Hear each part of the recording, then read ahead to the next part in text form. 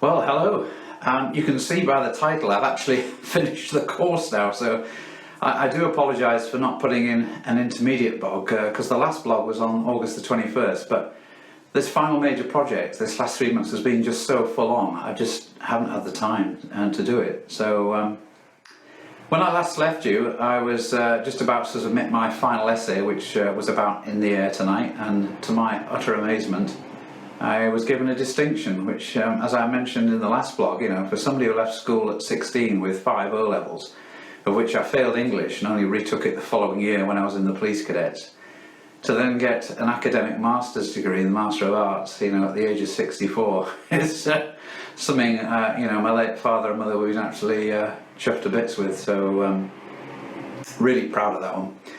I also left you with that I'd submitted Another Year Closer, which was the song using the 2 sound samples for the elective Adventures in Experimental Music, and I was given a high credit for that, so again, really pleased with that result. And I'd left you with the fact that I was about to start the final major project with an album title called Dare to Dream, which I was basing on the structure of one of my favourite Pink Floyd albums, Wish You Were Here. And I decided to do something a little bit different for the album in terms of creating sounds, and I produced a thing, I've called it a sound lab, which there'll be a picture of it on screen now, which I used a broken acoustic guitar to then attach various things that are from my career, including a Vulcan control column, an aircrew knife. And I made a video. It was primarily to submit with my final submission, but now that I've finished and you understand what it will mean, I'll make that video public, and either you'll get notified if you're a subscriber, or I'll put a link down in the description below. I also made some sounds, some drum sounds recorded by the new owners of the aircraft that I built several years ago, and I'll discuss those, and you'll hear them eventually when the album's released. The album starts with Dare to Dream parts 1 to 3. Now part 1 is very much about my time as a choir boy, where my favourite hymn was The Day Thou Gavest. That's what opens the album. And then it drifts into the main theme, melodically, of the album, which is me playing like a trumpet, albeit a virtual one in this case, which I did in the school orchestra. And then there's a virtual cello that's playing the main melody of that particular track.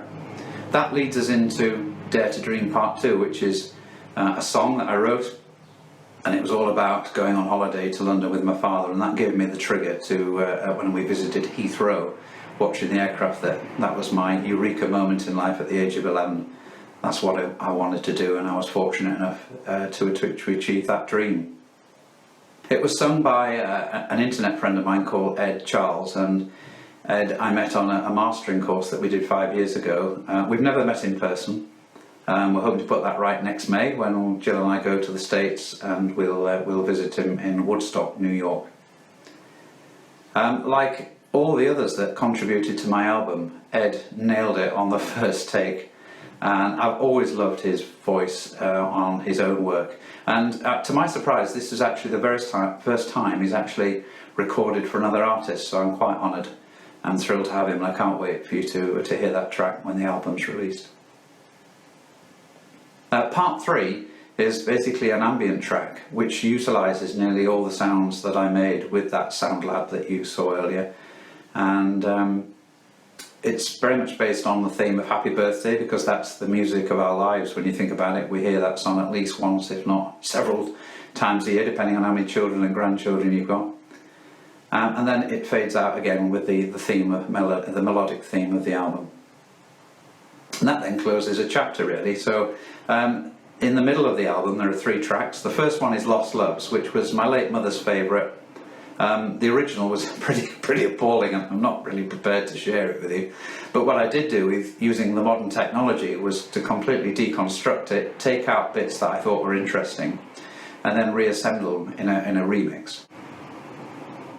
And rearranged it, and like all the other songs and the main instrumentals on this track, it's in the genre future bass, which I know that's electronic dance music, but I prefer to say that my music is EDM without the D, electronic music. And the reason I love future bass is that it starts with like an ambient intro, and then the the verses start, and then it starts to build, and then you get the drop, which is obviously the main element of the song, and then that pretty much repeats either twice or three times. And I just like the internal dynamics of the song, that it starts off quiet and builds and then drops, and it's just a very interesting form of music. The next song is How Lucky Am I, which is basically the closest you'll ever get me to writing a love song. It's a love song to Jill and to life, and I was very honoured to have Steve Rosbotham sing the vocals on it. He's a member of Home Studio Corner, which I know some of you watching are a member of that community.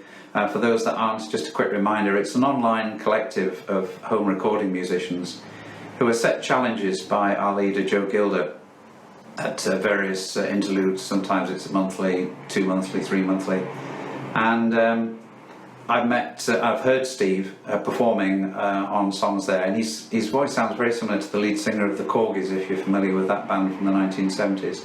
And I just thought, wouldn't it be great to have him on my album? And I'm very lucky that he performed on How Lucky Am I, and he absolutely nailed it, and I'm so pleased with how that's turned out. The next song is called, the next track is called The Drop.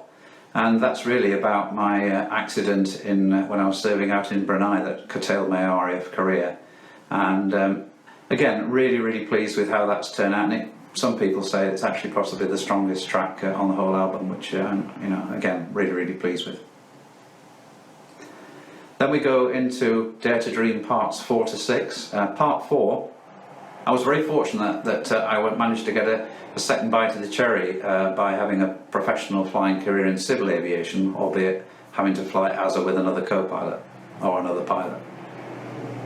But after 5 years of commuting down the M4, it got to a point where, as I wrote in the lyrics, it had to stop, or we would stop. So I clipped my wings because Jill's and the family are far too important for me. So this part 4 is really a celebration of no more journeys down the M4. It's very jolly and upbeat, and all the drum sounds are made from recordings of the home-built aircraft, which is what the next song is about, Dare to Dream Part 5. It nearly cost me my marriage, did that aircraft, but and this is a reflection on that particular time, and it's sung from Jill's perspective. Normally my EDM singer was not available for this particular album, so I went to Fiverr, which is an online website where you can find various people with multitudes of skills, and I obviously looked for a vocalist. And I came across this lady from a Woodstock, which is a bit bizarre because that's where Ed comes from. And I sent all the tracks, the piano guide, the lyrics. And 1 hour 51 minutes later, I received back her vocals, harmonies, and to me that was just unbelievable, and at a very reasonable price as well. So she sings that part, and then Ed comes back singing it from my perspective, and again nailed his first time round.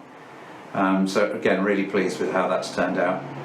And then the final track is a reflection of Dare to Dream Part 1. It returns to my trumpet melody, which is now played as a homage to the late Vangelis, who passed away this year, using one of his classic sounds. And then that leads into, instead of the virtual cello, a chap called Nate Kelms, who's from the Home Studio Corner Collective. He played cello and violin on there, and he just took that piece to a completely different level, and as it fades out. So really pleased with that. I've submitted that as part of my final major project. I'm now waiting for it to get marked. I'll then revise it, because there's bound to be some critical comments that I can improve upon, and that will then get released later next year, but not until I finish Yesterday's News. I mean, it was a bit of a running saga for the blogs for this master's degree that I was hoping to be able to release it, but just due to the workload of the course, there was no way I could do that. So I've just started, and in fact I've just done mix 1 this morning of Dover Cliffs. It's going to take me till into the new year to be able to finish that, but hopefully late January, maybe early February. I'm looking to release Yesterday's News. I've already done the artwork, so that bit's ready to go.